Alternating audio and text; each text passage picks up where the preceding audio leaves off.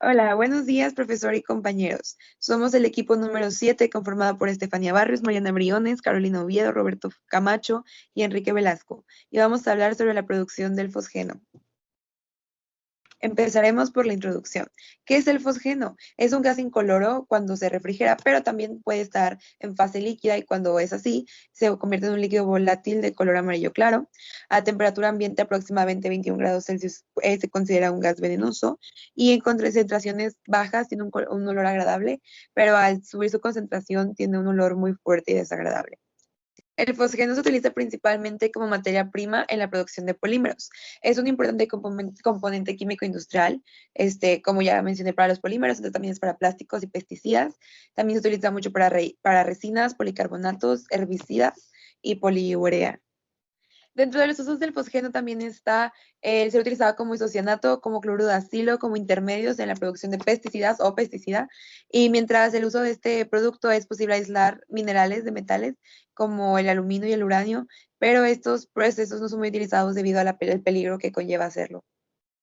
Dentro de las tres características principales del fosgeno está que tiene un peso molecular de 98,91 gramos por mol, es un gas sumamente tóxico, su punto de ebullición y su punto de fusión, bueno, el primero es de 8 grados Celsius y el segundo es de menos 118 grados Celsius. En México, la comercialización del fosgeno produce aproximadamente 7,67 millones de dólares y los estados donde más se comercializa son Nuevo León y Estado de México. Hablando a un nivel mundial, los países con mayor comercialización del fosgeno son Estados Unidos, Corea del Sur, Alemania, España y Rusia. Bueno, yo soy Fernando Camacho y les voy a hablar sobre la producción del fosgeno. Industrialmente, el fosgeno es producido por el flujo de dióxido de carbono y gas de cloro en un lecho de carbón con tetraclorometano y agua a altas temperaturas. En México, la mayor parte del fosgeno es producido por la empresa Bayer y sus principales plantas de producción se encuentran en el Estado de México y Veracruz. Bueno, ahora voy a hablar sobre el fosgeno en el ambiente. Cuando se libera el fosgeno en el aire existe solamente como gas y el gas de fosgeno es degradado en la atmósfera cuando reacciona con sustancias que se encuentran comúnmente en el aire, pero este proceso es muy lento.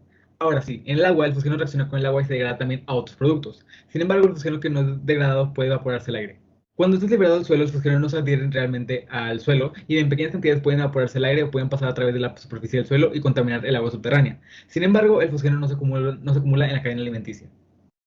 Es muy importante hablar sobre los riesgos de la salud que tiene el fosgeno. Este puede ser muy perjudicial si se respira, ya que la exposición a bajos niveles de este puede producir irritación de los ojos y la garganta. Sin embargo, a niveles altos del gas de fosgeno, estos pueden producir dilatación en los pulmones, así afectando todo el sistema respiratorio. Mientras que algo que es necesario destacar es que en trabajadores expuestos a bajos niveles de gas de fosgeno durante un largo tiempo no se observó en sí un aumento de problemas pulmonares, pero igual es algo que es necesario tener en cuenta. Ahora, eso sí, si el fosgeno en forma de gas o líquido entra en contacto con la piel o los ojos, la persona puede sufrir quemaduras químicas. Y en caso de que alguien llegara a ingerirlo, esa persona sufriría daños en la boca, garganta, esófago y estómago. Les voy a hablar sobre el proceso del fosgeno. Este básicamente tiene dos procesos principales, pero aquí les vamos a hablar de uno en específico, que es por medio de la reacción exotérmica de cloro con monóxido de carbono en presencia de un catalizador de carbono activo. Lo que se hace principalmente es que se mezclan en fase de vapor el cloro y el monóxido de carbono, los cuales se introducen a un reactor que tiene el catalizador ya mencionado anteriormente, donde los reactivos reaccionan para formar el fosgeno. Ahora, en este proceso se utilizan dos reactores en serie. En el primero, pues como ya se mencionó, están la mayor parte de los reactivos cuando se convierten en fosgeno y posteriormente pasan al segundo reactor, que es en el cual se toma la parte final del proceso. En este punto, para mejorar la selectividad, lo que se hace es que la parte de los reactivos que están sin reaccionar, lo que se hace es que les obliga a que reaccionen para que haya una conversión completa de reactivos de fosgeno. Ahora, por medio de la alimentación en exceso de monóxido de carbono, se reduce el mínimo la cantidad de cloro residual en el producto de la reacción. Llega a haber una parte de los gases los cuales no se llegan a condensar, y en ese caso se toman dos decisiones. Una es que se terminan siendo recirculados en un nuevo reactor o terminan simplemente eliminados por una línea de purga.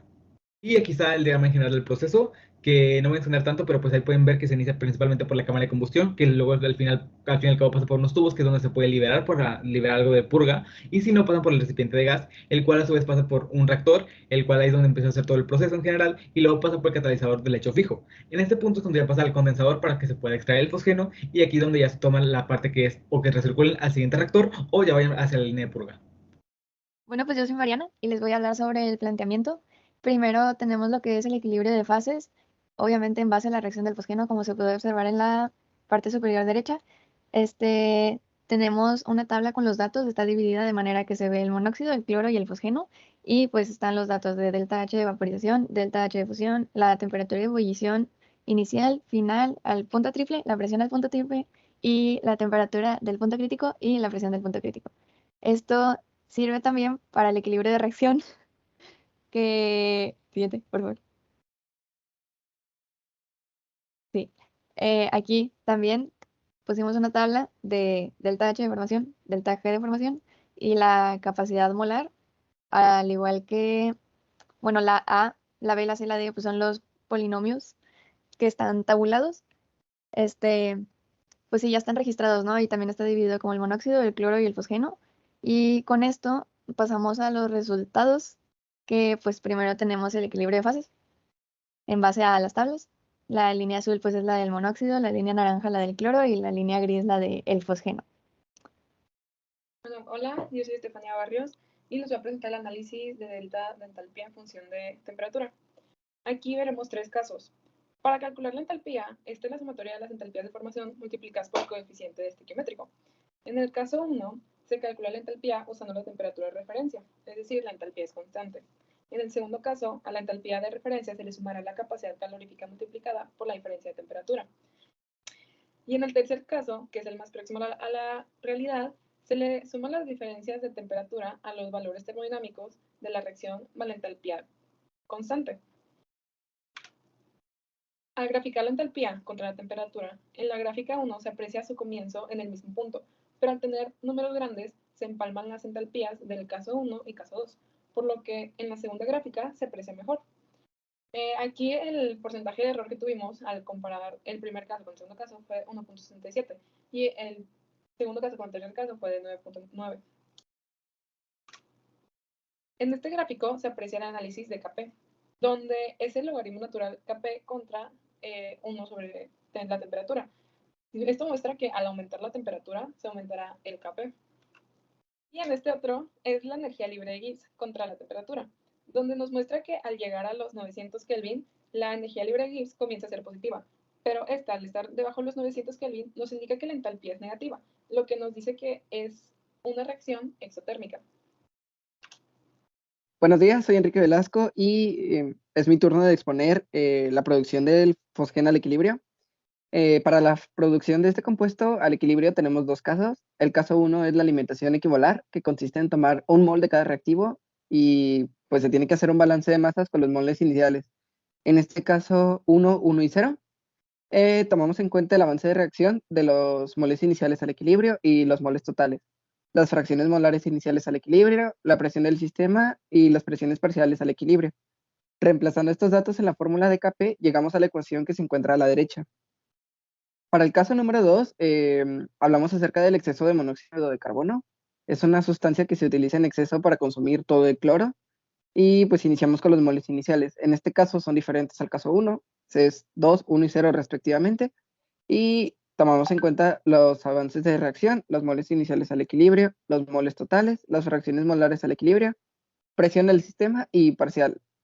Sustituyendo nuevamente en la fórmula, pues nos da esa ecuación, la cual podemos observar que el porcentaje de conversión es pues simplemente los moles producidos sobre los moles alimentados multiplicados por 100. En este caso nos da una conversión del 50% a una condición de 300 Kelvin a 5 bar. Para la alimentación estequiométrica es importante no olvidar la naturaleza de nuestra reacción. En este caso, pues es altamente espontánea y muy exotérmica. En la gráfica podemos observar una pendiente mayor conforme aumenta la temperatura y disminuye la presión. Con ello podemos concluir que tenemos una conversión de 25% a 298.15 Kelvin a 10 bares, cumpliendo de esta manera el principio de Le Chatelier. Sin embargo, aunque se observa que la conversión es menor y no hay gases inertes involucrados, estos son necesarios debido a que la naturaleza de nuestros reactivos pues, son muy tóxicos. Y como conclusiones finales tenemos que todas las sustancias involucradas en la reacción estaban en estado gaseoso en condiciones estándar. El comportamiento de la entalpía de la reacción fue característico de una reacción exotérmica. La variación de Kp y de la energía de Gibbs con respecto a la temperatura demostró que temperaturas mayores a 900 grados Kelvin, el equilibrio se desplaza hacia los reactivos y el proceso pues deja de ser espontáneo. El análisis termodinámico demostró que para la producción de fosgeno es favorable utilizar una temperatura de 300 Kelvin y la formación de fosgeno se favorece ligeramente con el exceso de reactivo del monóxido de carbono. Y por último tenemos las referencias que se utilizaron para realizar este estudio termodinámico. Gracias por su atención.